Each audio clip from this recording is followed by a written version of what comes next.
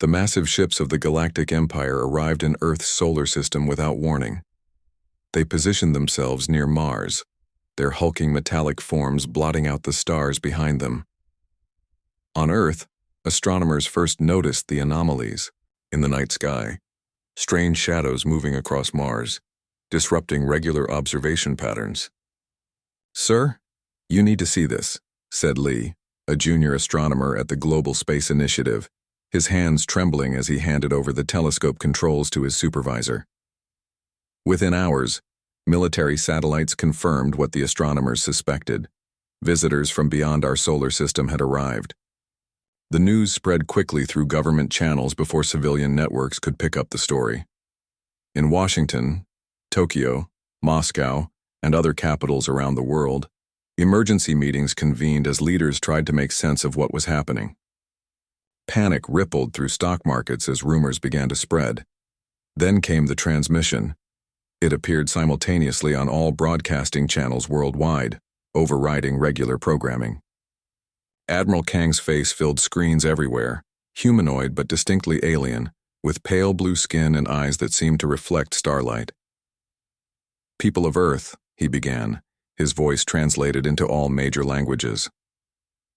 "I am Admiral Kang of the Yar, Imperial Fleet. For 10,000 years, the Galactic Empire has brought order and prosperity to civilized worlds across this galaxy. Your planet has been charted for integration. Surrender your sovereignty and accept Imperial rule, and you will be treated fairly. Resist, and you will be subdued by force." The transmission ended abruptly, leaving billions in stunned silence. At the United Nations, Secretary General Dr. Kim called an emergency global summit. For the first time in history, representatives from every nation attended, either in person or virtually, setting aside old conflicts in the face of this new threat. "We've intercepted and analyzed their communications," reported Dr. Song, the head of a hastily assembled scientific task force. She stood before the assembly, her usual lab coat exchanged for formal attire. "Their technology is far beyond ours in most respects, particularly in propulsion and energy generation." The room fell silent as the implications sank in. However, Dr. Song continued, "We've discovered something interesting. Their civilization appears to have developed along different technological paths than ours. Specifically, they show no signs of ever having developed nuclear technology." Defense Minister Cho leaned forward. "Are you suggesting our nuclear weapons could be effective against them?" "More than that," Dr. Song replied. "Their ships have no radiation shielding. Not just inadequate shielding, none at all. It seems their species never split the atom. They went directly to antimatter technology through a different scientific pathway." The summit continued for hours as experts from various fields analyzed the situation. Military strategists argued for immediate action. Diplomats urged caution and communication. Scientists busied themselves decoding more Imperial transmissions. Meanwhile, across the globe, ordinary people prepared for the worst. Some fled to rural areas while others stockpiled supplies. Religious gatherings swelled as many sought comfort and faith. Yet amid the fear, there emerged a surprising unity, a sense that humanity faced this threat together. After 24 hours of intense debate, the global summit reached a decision. Humanity would not surrender, but neither would they launch an all-out attack. Instead, they would send a message, one that might make the Empire reconsider. Dr. Kim stood before the assembled representatives. "We are agreed, then? We respond with a single warning?" The vote was unanimous. Earth's message was brief and deliberately cryptic. "We are prepared to use the fire we've contained." As the transmission was sent, military forces worldwide went on high alert. Nuclear submarines slipped silently beneath the waves. Missile silos prepared for potential launch. Fighter jets stood ready on runways across the globe. In orbit around Mars, Admiral Kang received Earth's response. He turned to his second-in-command, puzzled. "What do they mean by the fire they've contained?" His lieutenant shrugged. "Some primitive religious reference, perhaps. Their databases show numerous fire deities." Admiral Kang frowned. studying the holographic display of Earth rotating slowly before him. "Send scouts. I want to know exactly what we're dealing with before we proceed." Little did he know that humanity's cryptic message contained the key to their planet's survival. A warning about a power the Empire had never encountered, one that humans had learned to fear and respect since the days of Hiroshima. As the Imperial scouts prepared to approach Earth, scientists around the world worked frantically to develop a plan that would demonstrate the truth behind their warning, that humans, despite their relatively primitive space technology, had mastered a destructive force the Empire had never known. The first phase of humanity's defense had begun, built not on superior technology, but on the unique path of human development, a path that had led them to harness the power of the atom long before they reached for the stars. Admiral Kang stood at the viewport of his command ship, staring at the blue-green planet in the distance. Earth's cryptic message had been playing on his mind for hours. "We are prepared to use the fire we've contained."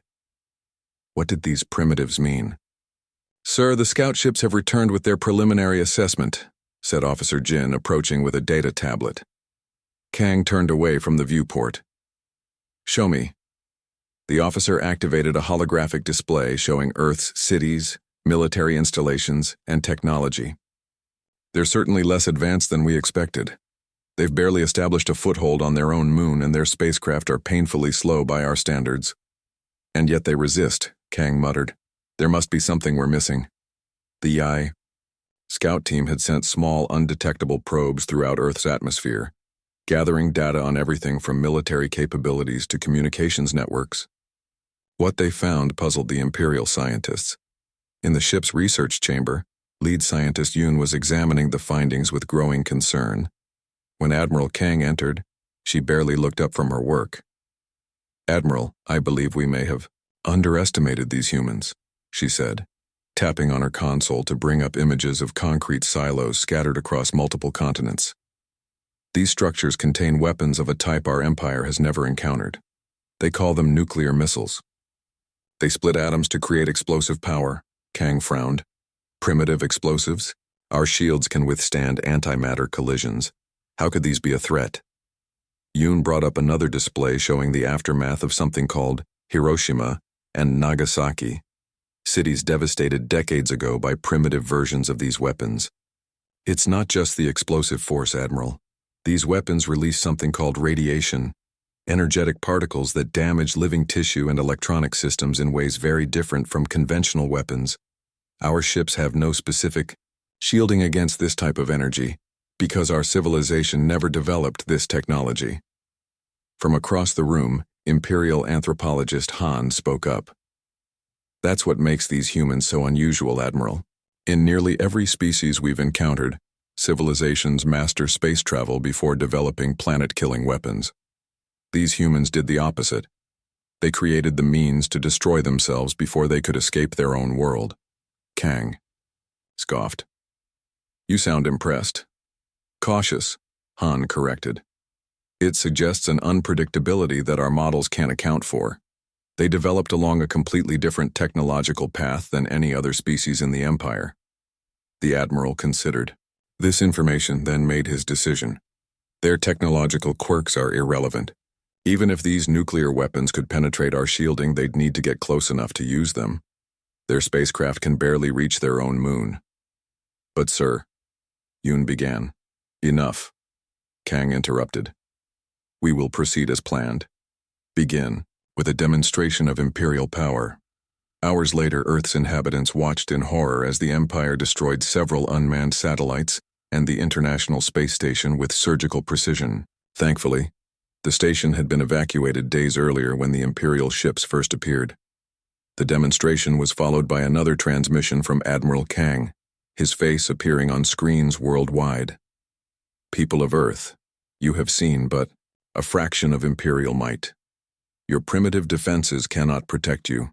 You have 3 of your Earth days to surrender unconditionally, or we will begin targeting military installations on your surface."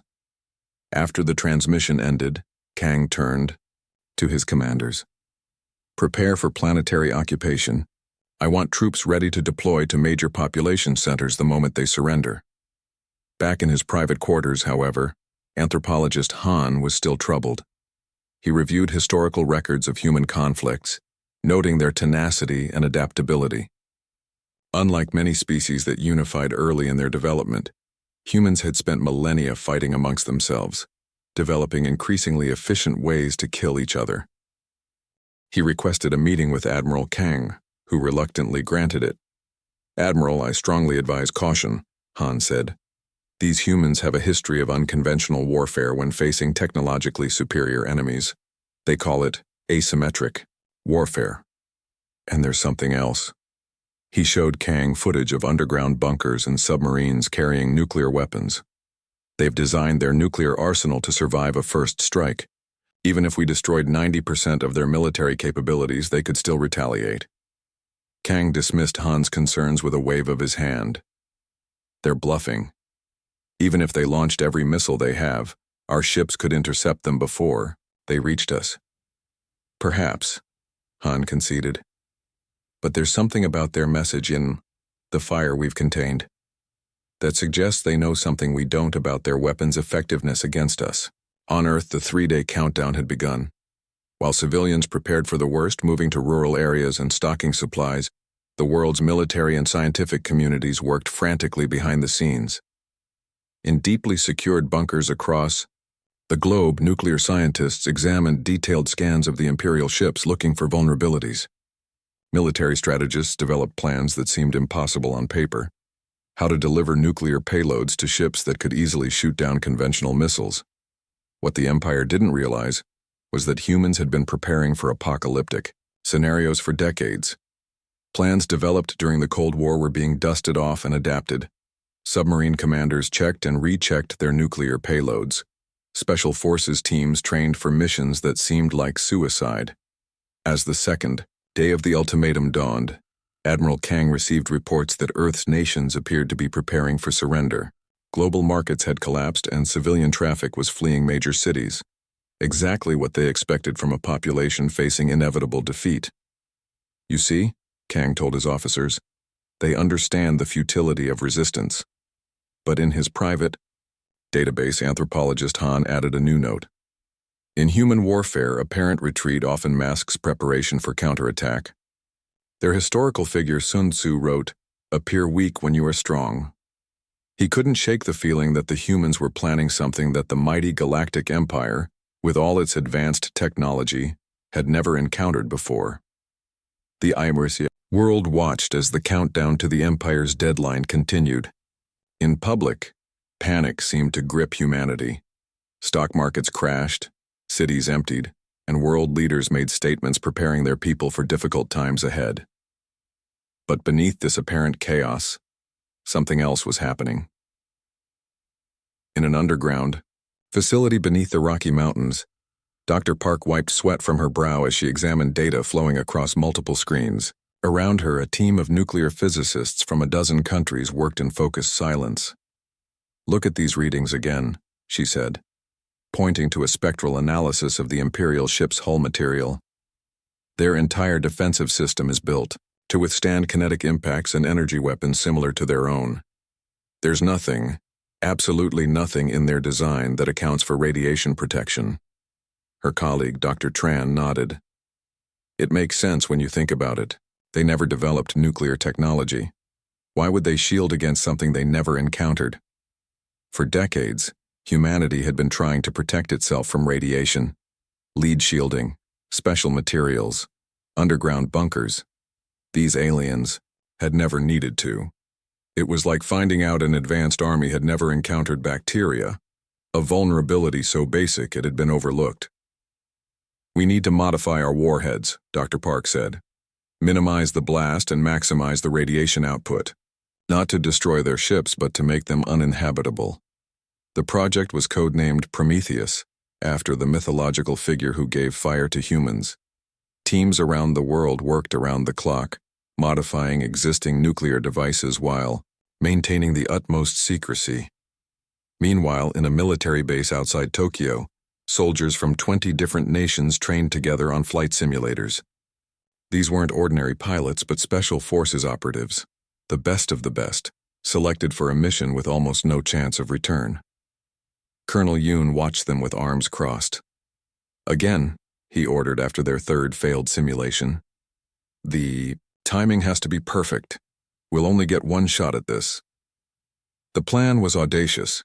Rather than trying to attack the Imperial fleet directly, they would launch a single modified spacecraft, carrying a specially designed nuclear device. Its mission wasn't to destroy an Empire ship, but to detonate close enough to flood one with radiation. A demonstration, not an all-out attack. In Washington, D.C., President Choi met with her counterparts from Russia, China, and the European Union via secure video link. On the surface, they discussed surrender terms to buy more time. Behind the scenes, they coordinated the most unified military action in human history. "Project Prometheus is ready," the Russian president reported. "Our teams have successfully modified the warheads to maximize radiation output." The Chinese premier nodded. "Our intelligence suggests the aliens are convinced we're preparing to surrender. Their guard is down." President Choi looked at each face on her screen. "And the delivery team?" "Ready," said the EU president. "The best pilots and special forces, operators from around the world. They understand the risks. They all did. If this failed, Earth would face the full wrath of the Empire. But the choice was clear. Make a stand now or surrender their planet forever." As Admiral Kang's deadline approached, Earth's apparent preparations for surrender continued. News channels showed footage of military bases lowering their flags. Civilian broadcasters prepared their audiences for life under Imperial rule. If the aliens were monitoring Earth's communications, they would see a planet resigned to its fate. But deep beneath the Pacific Ocean, nuclear submarines changed position. In hidden mountain bunkers, modified nuclear missiles were prepared for launch. And at a remote airbase in the Kazakh steppe, a small spacecraft unlike any other was being fueled. The craft itself looked unimpressive, cobbled together from existing technologies with just enough shielding to protect its human crew from their own payload. What made it special was its mission and the 6 operators inside, 2 pilots and 4 weapons specialists drawn from different countries, each the best in their field. Captain Gill, the mission commander, looked at his team. "Last chance to back out," he said with a grim smile. Lieutenant Bay, his co-pilot, snorted. "And Miss Humanity's first interplanetary middle finger? Not a chance." Their humor masked the gravity of their task. The odds of returning were slim, but each had volunteered without hesitation. Some had families they'd said goodbye to, others were alone in the world. All understood what was at stake. The launch would happen just hours before the Empire's deadline expired. The plan relied on the element of surprise. The aliens wouldn't expect an attack when surrender seemed imminent, and certainly not one targeting a single ship, rather than the Admiral's command vessel. As the team made final preparations, Dr. Park arrived to brief them one last time on the modified nuclear device. "Remember, the goal isn't destruction," she emphasized. "This is a demonstration. The radiation will penetrate their hull and affect their crew without destroying the ship itself. We need them to understand exactly what we're capable of." In orbit around Mars, Admiral Kang was pleased with how smoothly the operation was proceeding. Earth's feeble resistance was crumbling exactly as expected. His officers were already preparing occupation protocols. Only anthropologist Han seemed troubled.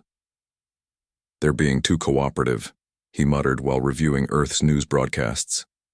"It doesn't match their historical patterns of behavior when facing invasion." But his concerns went unheeded as the Empire prepared to accept Earth's surrender. As the specially modified craft prepared for launch, Colonel Yoon addressed the team one final time over the radio. "Remember your training, remember your objective, and remember, you carry with you the hopes of 8 billion people. Whatever happens today, you've already made history."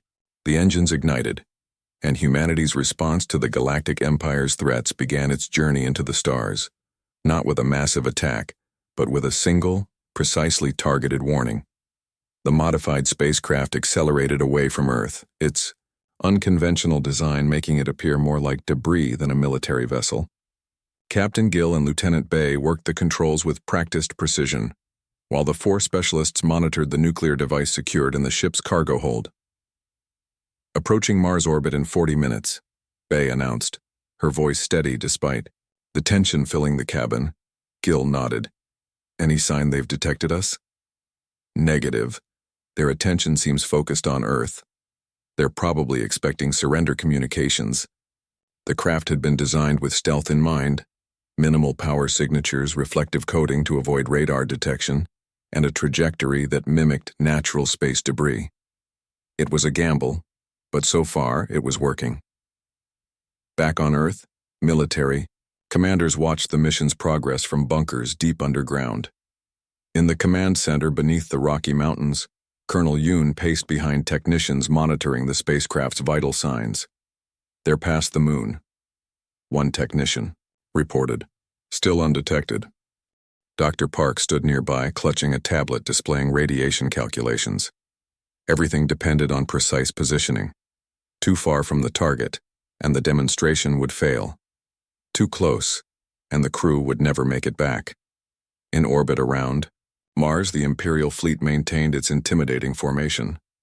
Admiral Kang was reviewing occupation plans when a junior officer approached. "Sir, we've received word that Earth's leaders are preparing a formal surrender statement." Kang nodded, satisfied.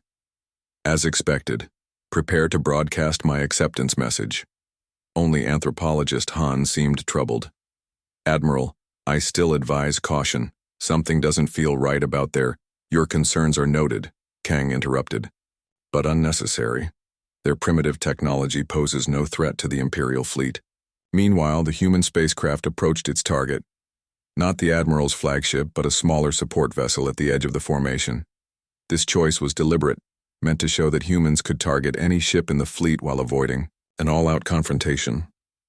"We're in position," Gill announced as they maneuvered behind a Martian moon, using it as cover. "Final systems check." Each specialist confirmed their station was ready. The modified nuclear device, designed to maximize radiation rather than explosive force, was armed and prepared. "Remember," Gill said, "we need to get close enough for the radiation to penetrate their hull, then withdraw immediately after detonation. Timing is everything." The team had rehearsed this countless times in simulation, but now, with the fate of Earth hanging in the balance, the pressure was immense. "Launch window opens in 3 minutes," Bay reported. Gill opened the channel to Earth. "Home base, this is Prometheus. We are go for deployment." Colonel Yoon's voice came through the static.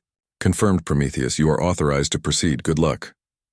The spacecraft emerged from behind the Martian moon, accelerating toward its target. For several crucial moments, they remained undetected. Then suddenly, alarms blared. "We've been spotted," Bay called out. "Imperial vessel is powering weapons." Gill pushed the engines to maximum. "Stay on course, we just need to get close enough." Inside the targeted Imperial ship, confusion reigned. The small Earth vessel had appeared out of nowhere, on a direct collision course. "Unknown craft approaching," reported an Imperial officer. "It's from Earth." The ship's commander ordered immediate defensive measures. Energy weapons charged, but the human craft was moving erratically, making targeting difficult. 10 seconds to optimal position, Bay counted down. The Imperial ship fired, a beam of energy narrowly missing the human craft. 5 seconds, another shot, this one grazing their hull. "Now," Gill shouted. The weapons specialist hit the release, launching the modified nuclear device toward the Imperial vessel. Immediately, Gill pulled the spacecraft into a sharp turn, engines straining as they attempted to put distance between themselves and the detonation point. The nuclear device exploded, not against the Imperial ship, but near it, close enough that the massive radiation burst washed over the alien vessel like an invisible tide. Inside the Imperial ship, systems continued functioning, but the crew suddenly began collapsing. Their bodies, never evolved to handle radiation and with no protection against it, absorbed the full dose. In the human spacecraft, shielding protected the crew as they accelerated away, though alarms indicated they'd received some exposure. "Did it work?" one of the specialists asked, voice tight with tension. They got their answer moments later as they intercepted Imperial communications filled with panic and confusion. The targeted ship was adrift, its crew incapacitated by an invisible force they couldn't understand.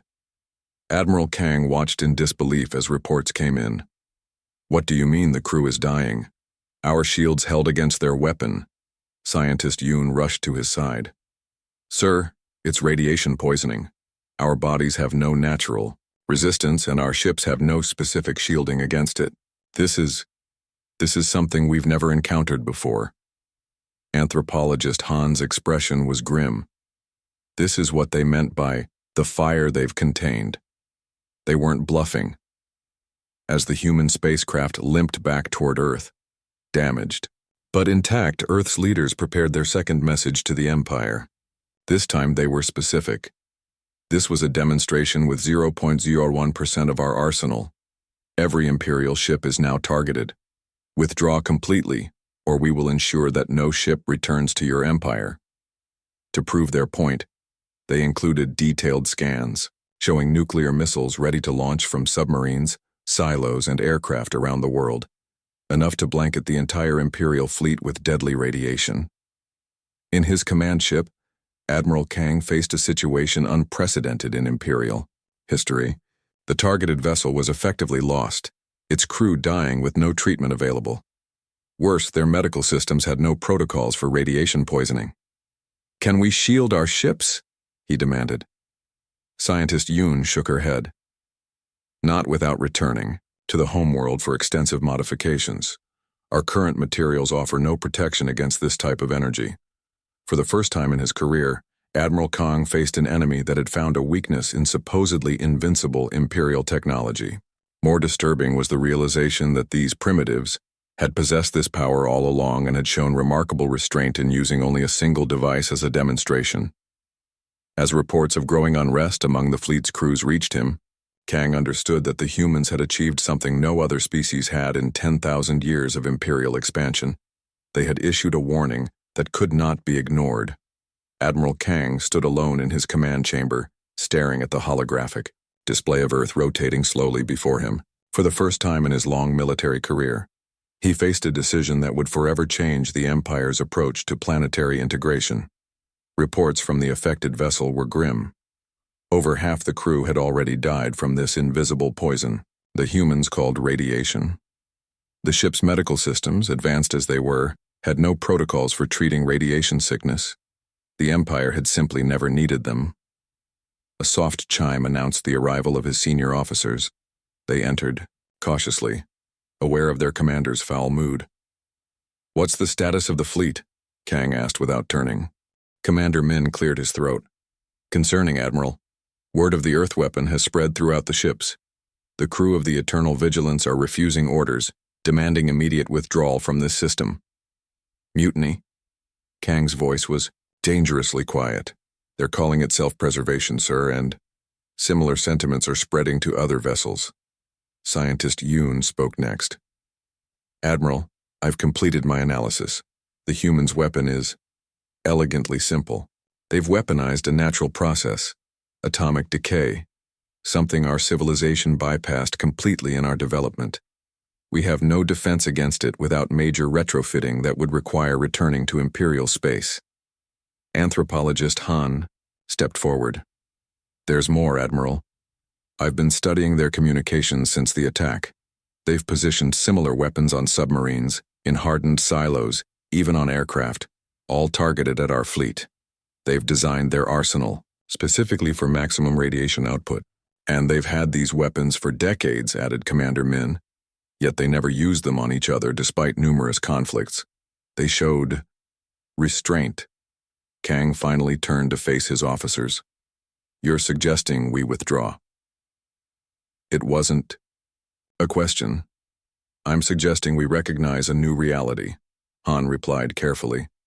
"These humans have found a fundamental weakness in Imperial technology, one that cannot be countered without significant time and resources." The Admiral's communicator beeped with an urgent message. The Imperial High Council was demanding an update on the Earth situation. They would expect nothing less than total victory. In the days following the demonstration of humanity's nuclear capability, Earth remained on high alert. The spacecraft crew had returned to a hero's welcome, though they were immediately placed under medical observation for radiation exposure. In an underground command center, world leaders monitored the Imperial fleet's movements with tense anticipation. Would they attack in retaliation, or had the demonstration achieved its purpose? "They're moving," announced a technician, pointing to displays showing the Imperial ships changing formation. President Choi leaned forward. "Attack formation?" "No," replied General Pak. "They appear to be consolidating, pulling back from Earth orbit." The room held its collective breath as they watched the massive alien vessels slowly reposition themselves. Then, unexpectedly, a transmission came through. Admiral Kang's face appeared on the main screen, his expression unreadable. "People of Earth," he began, "the Galactic Empire acknowledges your demonstration of planetary defense capabilities. After consultation with the Imperial High Council, I am authorized to declare Earth a sovereign exception, a world outside Imperial jurisdiction." Murmurs of surprise filled the command center. "This classification has been granted only 5 times in 10,000 years of Imperial history," Kang continued. "It recognizes worlds, too, uniquely developed, to be integrated into Imperial structure. We will withdraw our forces from your solar system within 1 planetary rotation." A collective sigh of relief swept through the room, quickly followed by suspicious glances. Was this a trick? However, Kang added, "I request permission for a single representative to remain on your world as an Imperial observer and potential future ambassador. This would establish formal diplomatic relations between Earth and the Empire." After brief consultation, President Choi stepped forward to respond. "We accept your withdrawal and welcome diplomatic relations. Your representative may remain, provided they abide by Earth laws and protocols." Within hours, the Imperial fleet began its departure, massive engines glowing as ships turned away from Earth. Only a small diplomatic vessel remained, carrying anthropologist Han, whose request to stay had been immediately granted by Admiral Kang. "You understand this is a significant demotion," Kang had told him privately. "The High Council is displeased with our withdrawal." Han had merely smiled.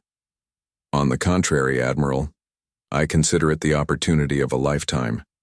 These humans have done something unprecedented, forced the Empire to reconsider its approach through ingenuity rather than matching our technology directly. I want to understand how they think." On Earth, the departure of the Imperial threat brought celebrations, but also a new sense of purpose. Humanity had survived its first contact with an advanced civilization, but they knew it wouldn't be the last. 6 months later, in a newly constructed diplomatic compound near the United Nations headquarters, Han sat across from Dr. Park, now head of Earth's Interstellar Relations Committee. "Your civilization has achieved something remarkable," Han said, sipping the coffee he'd grown fond of. "You've earned the Empire's respect." "Respect based on fear isn't ideal," Dr. Park replied, "but it's a starting point." Han nodded. "Fear becomes respect, becomes cooperation, becomes friendship. This is how civilizations evolve. And I've been authorized to offer the first step toward cooperation." He placed a small device on the table that projected a hologram of advanced technology schematics. "Imperial antimatter drive principles," he explained. "A gesture of goodwill and the beginning of technological exchange between our peoples." The knowledge sharing transformed Earth's development trajectory. Within a year, the first human antimatter reactor was operational. Within 5 years, improved spacecraft designs incorporated elements of Imperial technology, dramatically expanding humanity's reach in space. 10 years after the Imperial fleet's withdrawal, the first human colony ship departed for Proxima Centauri, carrying settlers and scientists eager to establish humanity's presence beyond the solar system. As the colony ship passed the orbit of Jupiter, it was met by an Imperial vessel, not as a threat, but as an escort. The captain received a transmission from the Imperial commander. "Safe journey. No Imperial ship will approach your settlements without invitation." The legend of the human warning has spread throughout the galaxy. You have earned your place among the stars.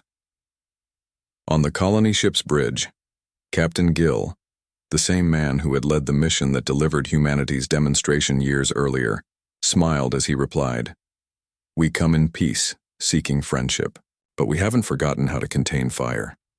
The exchange marked a new era for humanity, respected not for dominating through force, but for cleverly using what they had to secure their freedom. In time, Earth would become a unique bridge between the Empire and other independent worlds, proving that sometimes the most effective warning only needs to be given once.